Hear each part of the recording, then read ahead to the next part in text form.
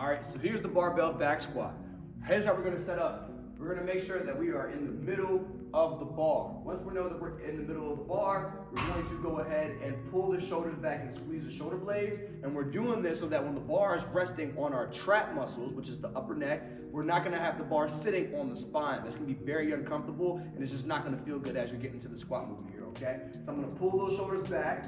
I'm gonna step under the barbell, and the bar is gonna rest right on the traps, okay? So the shoulder muscle I was talking about when we stand up with the bar. We're gonna take a few steps back, make sure we're in the clear, our core is tight, and then we're gonna have our feet just slightly outside the hips here, okay? So we're gonna come down with good control, just as if we're sitting down in a chair. And we're gonna keep those heels on the ground, get nice and low, squeeze the glutes and stand right back up, okay? So again, I'm sitting back into those hips, keep the heels down, and then I stand right back up with good control. When I go to rack the bar, screw back up, place it into the hooks, and then I get out of there, okay? So a few things to pay attention to.